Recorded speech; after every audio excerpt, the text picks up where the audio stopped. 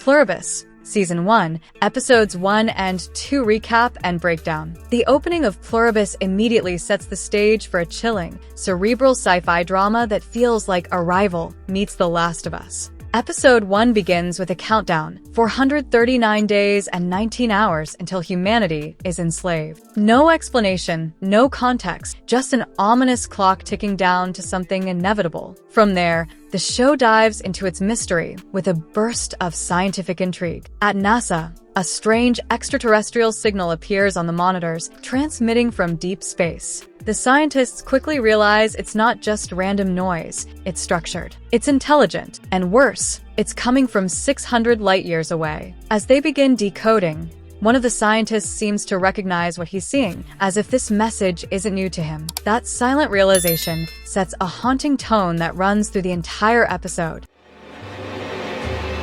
We're very sorry for your loss. The countdown tightens. The show then jumps forward through time, tracking humanity's slow crawl toward disaster. When the countdown reaches 71 days and 13 hours, we meet Carol Sturka, a successful but jaded romance author. Her work has made her a literary sensation, adored by fans who hang on her every word at live readings. But Carol doesn't share their enthusiasm. She sees her novels, fantastical romances filled with romantasy, tropes, as empty fluff. Despite her fame, Carol's life feels hollow. She lives with her partner Helen, who is supportive but also one of the few people to challenge her self-destructive cynicism. Their relationship, however, will soon be put to an unimaginable test. Talk to me, Jen! Jen! The birth of the virus. From here, the story cuts again. 29 days and 23 hours left. Inside a lab, two scientists experiment with mice. When one mouse plays dead, scientist Jen checks it, only to be bitten. Within moments, Jen begins convulsing violently. Her colleague rushes to decontaminate her, but it's too late. Something alien is spreading through her body. The infection moves fast. Within hours, the entire lab staff begins behaving in perfect synchrony. They perform tasks silently and methodically, collecting swabs, cleaning, organizing, like drones in a hive. Jen, now fully taken over, walks to the break room and licks every donut in the box, ensuring the infection will spread even further. This isn't a traditional virus. It's psychic. It's collective. It doesn't destroy, it unifies. Helen, stop looking at the goddamn The world begins to fall. Fast forward to 3 hours before the event. Carol and Helen are at a bar, debating her career. Carol confesses she wants to stop writing trashy fiction and finally create something meaningful. Outside, she lights a cigarette and notices something strange. Planes in the sky moving in perfect unison, like synchronized swimmers. Nearby, a military base goes into lockdown. Then chaos erupts. A man suddenly crashes his truck in the parking lot. Inside the bar, people begin to convulse. The infection has reached them. Within moments, Helen is infected too. Carol is the only one unaffected. She frantically loads Helen into a truck and drives away, witnessing the city engulfed in flames. People move like a single organism, working together to put out fires while simultaneously watching her with eerie calm. When Helen finally dies, the collective freezes, then turns their attention toward Carol. They speak as one. "We just want to help, Carol." Panicked, she flees. Carol, we only want to make you happy. Shut up! The world united. Back home, Carol watches her neighbors, now joined to the collective, calmly loading corpses into trucks. The news channels are dead, replaced with a single message directed at her. "Call us when you're ready." Carol finally does. The voice on the other end belongs to a senior government official who tells her that she's one of only 11 people worldwide unaffected by the psychic transformation. He explains that 14 months ago, the alien radio signal wasn't just a transmission, it was a recipe. Scientists, following curiosity or arrogance, tried to recreate what it described. The result was a psychic glue that bound every infected person into a single hive mind, a new collective consciousness. The official insists that this is the next step in evolution. The joined humans have become something better, more peaceful, more efficient. But Carol? She's an outlier, and the collective wants her to join them.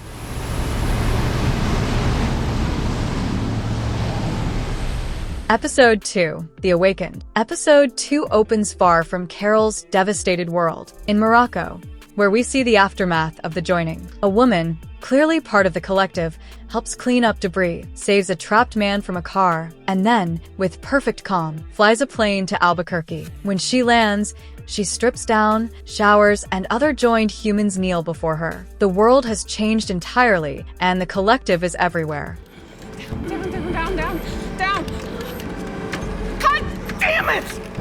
A new reality. It's been 11 hours and 26 minutes since the world joined, and Carol wakes up to silence. Her partner is gone, her town is eerily calm, and her every move is being watched, literally, by a military drone 40,000 feet above. She buries Helen's body in her yard, but the work is brutal. The ground is full of hard volcanic rock, and Carol nearly collapses from exhaustion. Just as she's about to give up, a woman appears with a bottle of water. Her name is Zosia, and she looks eerily familiar, like Carol's own fictional character, Robin, brought to life. The twist? Zosia's appearance and mannerisms were pulled directly from Helen's memories, now absorbed into the collective. When Carol angrily lashes out at Zosia in the street, the result is shocking. The entire collective freezes. Around the globe, millions of people collapse simultaneously. Carol's rage literally disrupts their psychic network, but that disruption also kills countless people who were in critical positions. Pilots, drivers, surgeons. Carol's guilt is immediate and overwhelming.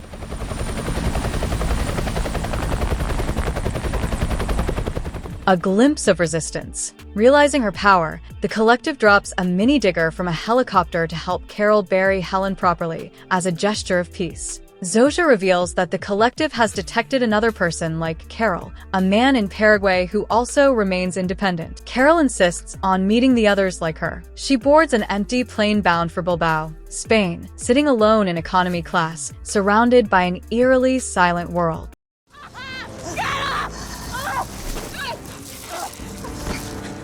A fractured meeting. Carol gathers the unjoined survivors for a private meeting, hoping to form some kind of resistance. But unity among free minds proves harder than among the joined. Lakshmi confronts Carol, revealing that her grandfather died when Carol's earlier outburst froze the collective. Carol's emotions are not just her own. They ripple across the world with devastating consequences. Others argue that maybe the collective isn't so bad. Kumpa points out that racism, crime, and inequality have all vanished. Animals have been freed from zoos, and humanity now operates as one compassionate, vegetarian hive. For the first time, Earth is peaceful. Carol refuses to accept that peace built on control is real peace. She explodes again in fury, and once more, the collective freezes. The cycle repeats. Her defiance causes suffering she never intended. The world is ending, and instead of doing the right thing and trying to help me, you'd rather Please, run the around last sticking thing your... these people need. Aftermath and temptation. When Carol wakes up again, the others are gone. The collective members who had been with them have left in fear of her unpredictable emotions. Only Kumba remains, with his same easy charm and self-assured grin. He reveals his reason for staying. He wants Carol's permission to be with Zosia. Carol challenges him, telling Zosia to choose for herself, something no joined person has done before. For a moment, Zosia hesitates. A flicker of individuality passes through her face. A spark of free will. It's small, but it changes everything.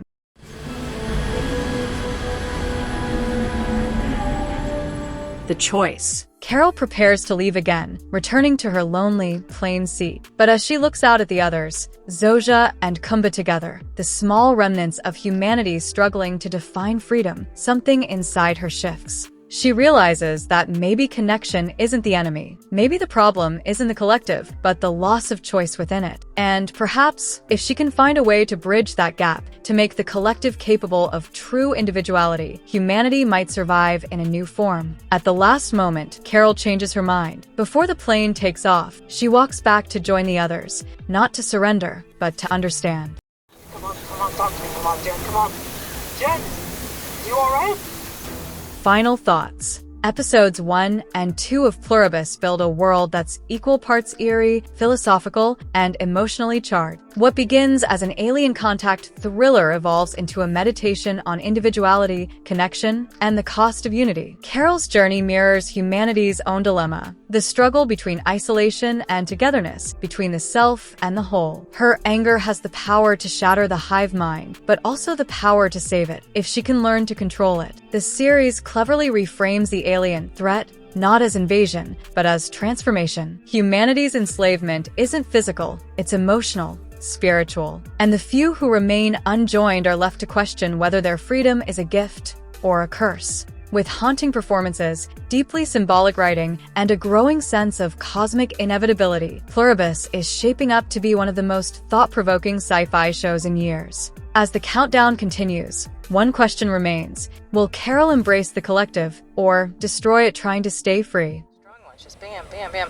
It's weird. If I didn't know any better, I'd... Oh, God! Oh, shit! Oh, no.